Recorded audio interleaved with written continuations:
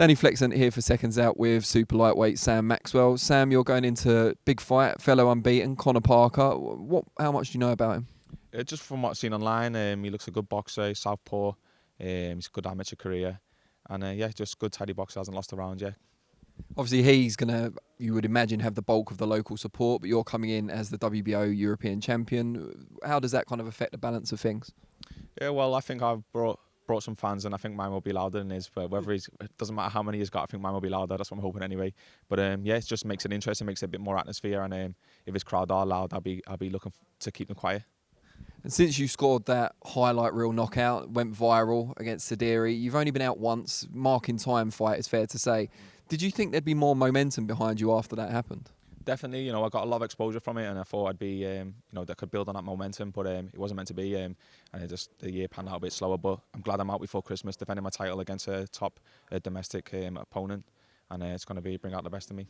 You're in the WBO top 15 by virtue of the belt you've got, of course.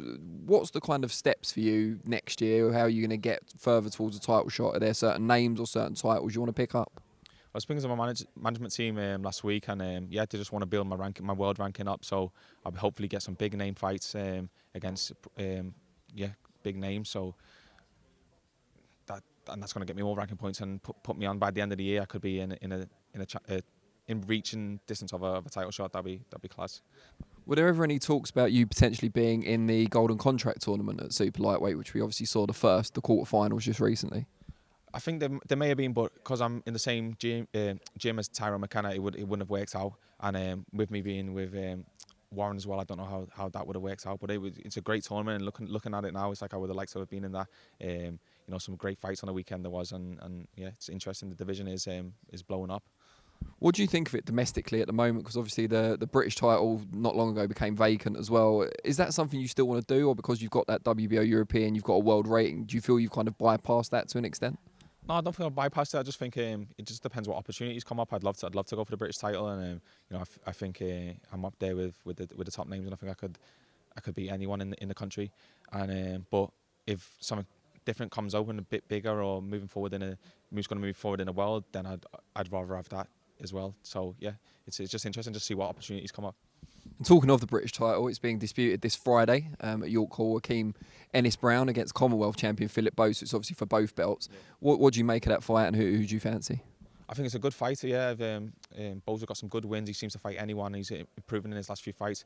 But Akeem just seems to beat everyone. I don't really rate his style as much as maybe as I should. But he's got some names on his record. Big names, like people I really respect, so I can't write him off. I think he takes it. He's just awkward, and he's fit, and I think he frustrates his opponents. I think that's going to work again on the weekend.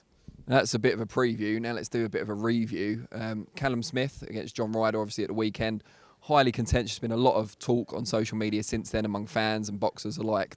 Did you see it, and what did you make of it? I just think Callum didn't. He didn't look sharp. He looked a bit flat, and he didn't perform to what we're used to seeing him. But I still thought he edged it. I still thought he won. But the scorecards were frustrating, like with the wideness of them. But yeah, it just wasn't the best version of Callum I've seen, and you'll be disappointed with that, I reckon.